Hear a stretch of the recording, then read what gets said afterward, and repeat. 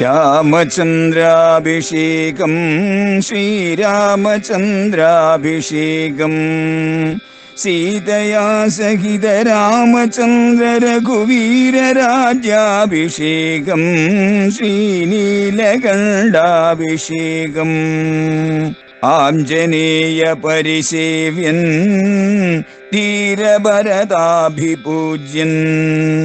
വീരലക്ഷ്മണ കുമാര ശത്രുഘ്ന സോദരാർച്ചിത പദാബ്ജൻ ശ്രീനീലകണ്ഠ ഹൃദയേശൻ രാമചന്ദ്രാഭിഷേകം ശ്രീരാമചന്ദ്രാഭിഷേകം.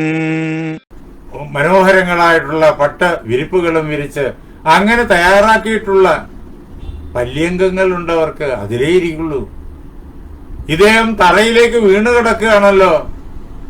അങ്ങനെ ആ ഭൂമിയിൽ അദ്ദേഹം എണീറ്റിരിക്കാനുമാകാതെ ഇരിക്കുന്നു എന്നോ കിടക്കുന്നു എന്നോ പറയാൻ പറ്റാത്ത രീതിയിൽ ദീർഘമായി ശ്വസിച്ചുകൊണ്ട് അവിടെ കിടന്നു. ആ അവസരത്തില് രാജാവ് ഇങ്ങനെ തന്റെ ഈ അവസ്ഥയെ ദുഃഖത്തോടുകൂടിയിട്ട് വാക്കുകളാൽ അദ്ദേഹം അങ്ങനെ ആവിഷ്കരിച്ചു പോവാണ്. അഹോ ധിഗിതി സാമർഷോ വാചമുക്ത്വാ നരാധിപ. നിന്ദനീയം നിന്ദനീയം നിന്ദനീയം എന്ന് അദ്ദേഹം ധിഗ് ധിഗ് ധിഗ് എന്ന് അദ്ദേഹം വീണ്ടും പറയാണ്. തന്റെ ഈ അവസ്ഥ തന്നോട് കൈകേയി പറഞ്ഞിരിക്കുന്നതായ ഈ ആവശ്യങ്ങൾ എല്ലാം നിന്ദനീയം തന്നെ. ഇങ്ങനെ ഒന്ന് തനിക്ക് വന്നു വിട്ടല്ലോ എന്ന് അദ്ദേഹം സാമർഷ അമർഷത്തോടുകൂടി ദുഃഖത്തോടൊപ്പം ദൈന്യതയോടൊപ്പം സർവവും നഷ്ടപ്പെട്ടതായ ആ അവസ്ഥയോടൊപ്പം ഇവിടുത്തെ ക്രോധവും അതാണ് അമർഷത്തോടുകൂടി ക്രോധത്തോടു കൂടിയിട്ട് ആ നരാധിപൻ രാജാവിന് തന്റെ ആജ്ഞ കൊണ്ട് നിറവേറ്റാൻ കഴിയാത്തതായിട്ട് എന്തുണ്ട്? പക്ഷേ ദേവലോകത്തെ രക്ഷിച്ച ഈ രാജാവിന് തന്നെ പോലും രക്ഷിക്കാൻ കഴിയാത്തതായ അവസ്ഥയിൽ പോയി പെട്ടിരിക്കുന്നു. ഇതാണ് വിധി. അങ്ങേയറ്റം ബലവത്തുള്ളതാണ്. വിധി അങ്ങേയറ്റം ബലവത്താണ് എന്ന് പണ്ടുപട്ടേ തന്നെ കാരണവന്മാര് പറഞ്ഞിട്ടുള്ളത്. അതിനെ ലംഘിക്കാൻ സാധ്യമല്ല. തപസ്സുകൊണ്ട് മാത്രമേ അതിനെ കടക്കാൻ പറ്റുള്ളൂ. അത് മായാതീതനാകുന്നതിലൂടെ. രാജാവ് ആ വിധിയുടെ ബലത്തിനുള്ളിൽപ്പെട്ടു. ചക്രവർത്തിയുടെ ദേവലോകത്തിന്റെ ആദരവെല്ലാം ഏറ്റുവാങ്ങിയ സിംഹാസനാർത്ഥം ദേവേന്ദ്രനിൽ നേടിയ ആ ചക്രവർത്തിയുടെ പ്രഭാവങ്ങൾക്ക് പോലും ആ കർമ്മദോഷത്തെ അതിലംഘിക്കാനാവില്ല. ആ ശാപം കർമ്മദോഷം കൊണ്ട് സംഭവിക്കുന്നത് എന്ത് എന്നതിന്റെ മുന്നറിയിപ്പാണ്. രാജാവിന്റെ ആ കർമ്മം രാജാവിൽ ഒന്ന് ഫലിക്കുന്നു.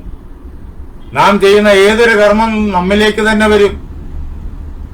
അതാണ് കർമ്മത്തിന്റെ പ്രത്യേകത. നല്ല കർമ്മമാകട്ടെ ചീത്ത കർമ്മമാകട്ടെ അത് കർത്താവിലേക്ക് വരും. ആരാണോ അത് ചെയ്തത് അതാണ് കർത്താവ്. ആ കർത്താവിലേക്ക് വരും.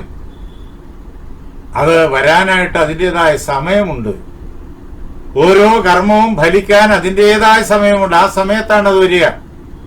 ആ സമയം നിർണയിക്കപ്പെടുന്നത് പ്രപഞ്ചത്തിന്റെ കർമ്മ വ്യവസ്ഥയുടെ പ്രത്യേകതകൾക്കനുസരിച്ചാണ്.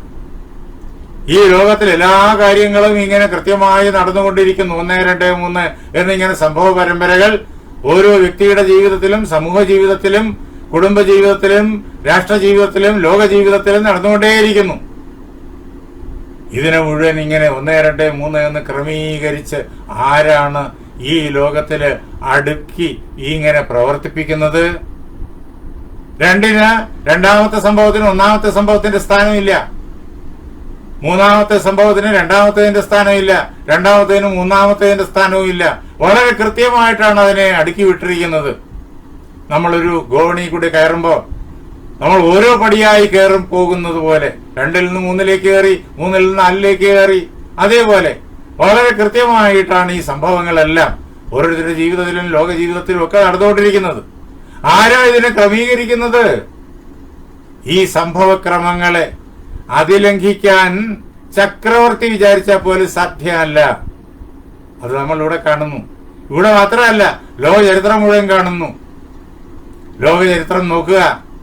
ഏതെല്ലാം ചക്രവർത്തിമാര്, അതേപോലെ ഡിക്റ്റേറ്റർമാര്, അങ്ങനെയുള്ള ഭരണാധിപന്മാർ തന്റെ ഇഷ്ടം നടപ്പിലാക്കാൻ വേണ്ടിയിട്ട് ആയുധവും എടുത്തുകൊണ്ട് സൈന്യവും സംഘടിപ്പിച്ചുകൊണ്ട് അല്ലെങ്കിൽ ആ സൈനിക ശക്തി കാട്ടിയിട്ട് ഭയപ്പെടുത്തിക്കൊണ്ട് മറ്റുള്ളവരെ തന്റെ ഇഷ്ടം നടപ്പിലാക്കാൻ ശ്രമിച്ചവരുടെ വലിയൊരു നീണ്ട നിര തന്നെ നമുക്ക് ലോക ചരിത്രത്തിൽ കാണാം, ഇപ്പോഴും കാണാം, നാം കണ്ടുകൊണ്ടിരിക്കുന്നു, ലോകമെമ്പാടും നാം കണ്ടുകൊണ്ടിരിക്കുന്നു.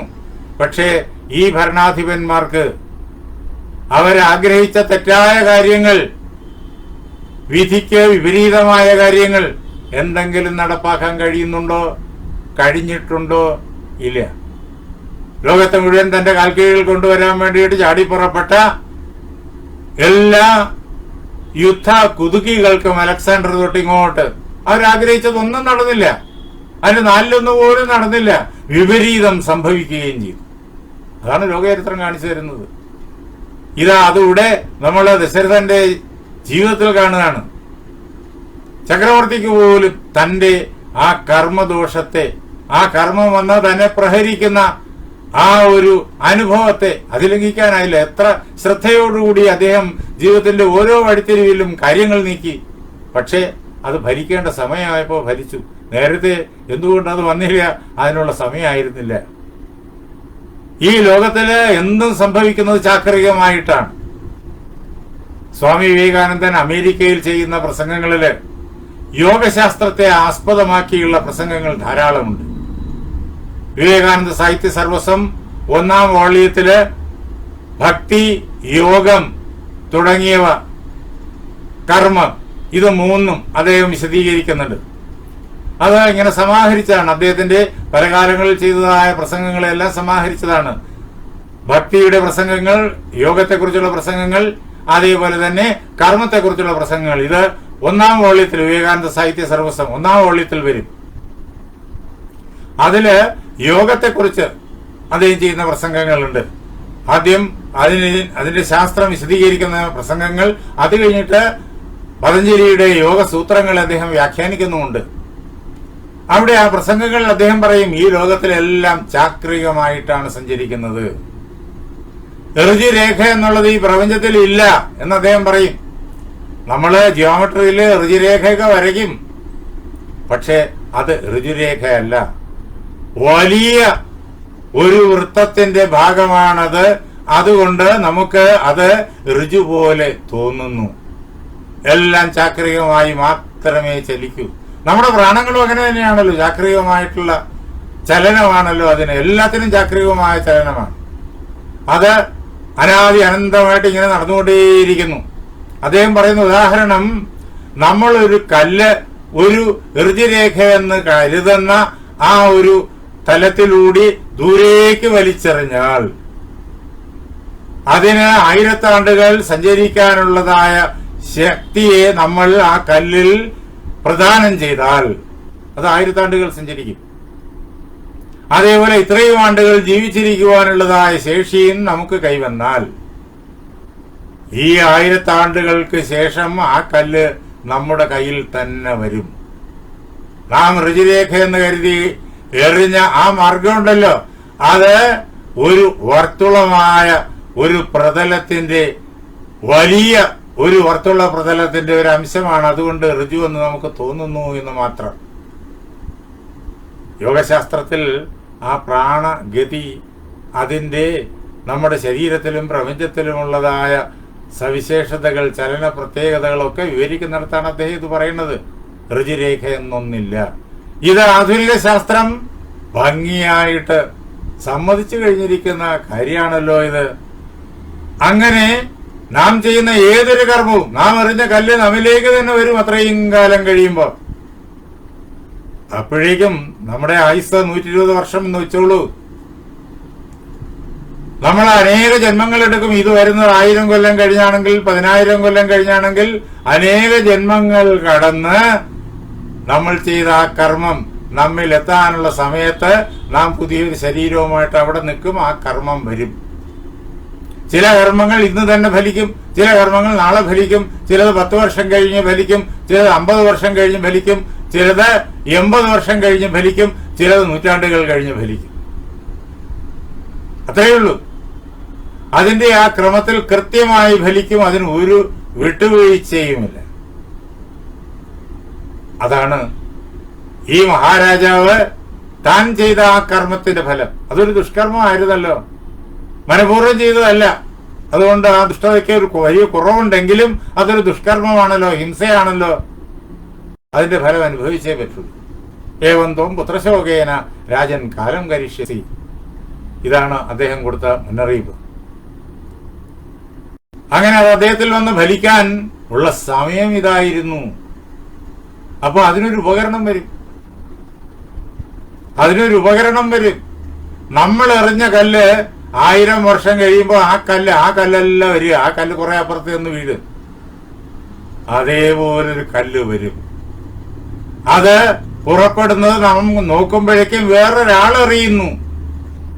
വേറൊരാളുടെ കയ്യിൽ കൂടിയായിരിക്കും അത് ഇങ്ങോട്ട് വരിക. ആ ആൾ എന്തുകൊണ്ട് അത് എറിഞ്ഞു എന്ന് വെച്ച് കഴിഞ്ഞാൽ അതിന് ഇതേപോലൊരു കർമ്മബന്ധമുണ്ട്.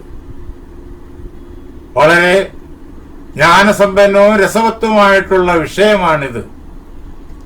അങ്ങനെ ഇതാ കൈകേയിയുടെ ഹൃദയത്തിലൂടി ആ അമ്പ് ബാലകനെ എയ്ത ആ ശബ്ദവേദിയായ അമ്പ് ഇതാ ഒരു 2 വരങ്ങളുടെ രൂപത്തില് ദശരഥനിലേക്ക് ചെന്ന് പെടുകയാണ്.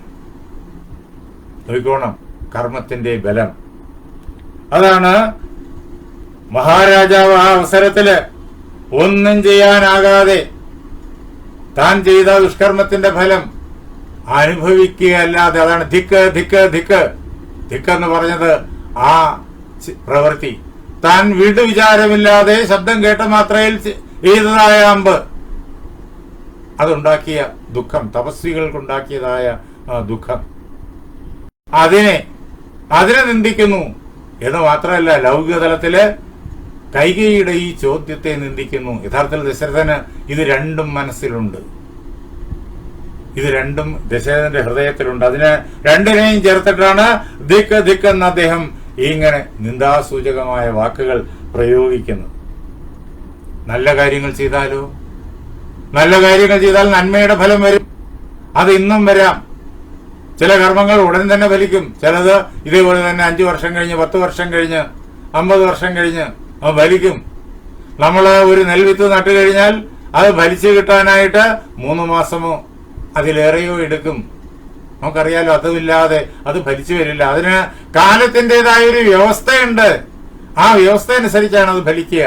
ഇപ്പോഴിതാ അദ്ദേഹം ചെയ്ത നന്മയുടെ ഫലങ്ങളെല്ലാം അദ്ദേഹത്തിന് കിട്ടിക്കൊണ്ടേയിരുന്നു. ഇപ്പോഴിതാ ആ ദുഷ്കർമ്മത്തിന്റെ ഫലം അദ്ദേഹത്തിലേക്ക് വരുന്നു. ഇങ്ങനെ പറഞ്ഞുകൊണ്ട് മോഹം ആപേദിവാൻ ഭൂയ ശോക ഉപഹത ചേതന, അദ്ദേഹം മോഹിച്ചു. എങ്ങനെ? ശോകത്താൽ തന്റെ ബുദ്ധിശക്തി മുഴുവൻ പണയപ്പെട്ടിട്ട് ബുദ്ധി പ്രവർത്തിക്കില്ല. അപ്പോ അദ്ദേഹത്തിന് കൃത്യമായിട്ടൊന്നും നിശ്ചയിക്കാൻ കഴിയുന്നില്ല. അങ്ങനെ അദ്ദേഹം വീണു. അങ്ങനെ വീണ്ടും സജ്ഞയില്ലാതെ അവിടെ കിടന്നു.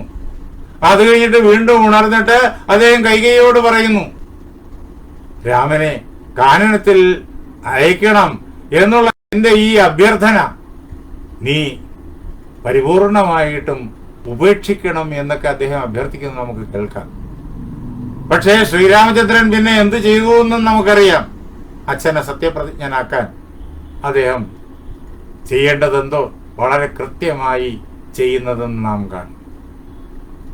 അത് ലോകത്തെ അധർമ്മ ശക്തികളിൽ നിന്നിട്ട് മോചിപ്പിച്ചിട്ട് പൂർണമായ ധർമ്മവ്യവസ്ഥയില്, ആ ത്രേതായുഗത്തിൽ പോലും കൃതയുഗത്തിന്റെ വ്യവസ്ഥയില് കൊണ്ടെത്തിക്കുന്നു. അതാണ് ശ്രീരാമ പട്ടാഭിഷേകം. അത് നമ്മുടെ ഹൃദയത്തിൽ നടക്കണം. അതിനു വേണ്ടിയിട്ട് നാം ഈ മഹനീയമായിരിക്കുന്ന ചരിത്രം, രാമചരിത്രം നാം പഠിക്കണം. നാളെ രാത്രി 8:30 നമുക്ക് ഇതേപോലെ ഒരുമിച്ച് കൂടാം. എൻ്റെ വാക്കുകളാകുന്ന പൂജാപുഷ്പങ്ങൾ പാർവതി പരമേശ്വരന്മാരുടെ പാദങ്ങളിൽ, ശ്രീരാമസീത ആഞ്ജനേയന്മാരുടെ പാദങ്ങളിൽ, എൻ്റെ ഗുരുനാഥനായ ജഗദ്ഗുരു സ്വാമി സത്യാനന്ദ സരസ്വതി പാദങ്ങളിൽ, എൻ്റെ പരമഗുരുവായ ബ്രഹ്മശ്രീ നീലകണ്ഠ ഗുരുപാദരുടെ പാദപങ്കജങ്ങളിൽ, നിങ്ങൾ ഓരോരുത്തരുടെയും ഗുരുവിൻ്റെ പാദപത്മങ്ങളിൽ, വാൽമീകി മഹർഷിയുടെ പാദപത്മങ്ങളിൽ, ആ ധന്യമായ സങ്കല്പം കൊണ്ട് പവിത്രമായിരിക്കുന്ന നിങ്ങളുടെ ഹൃദയങ്ങളിൽ പൂജാപുഷ്പങ്ങൾ എന്നോണം സമർപ്പിച്ചുകൊള്ളുന്നു. ജയ് സീതാറാം.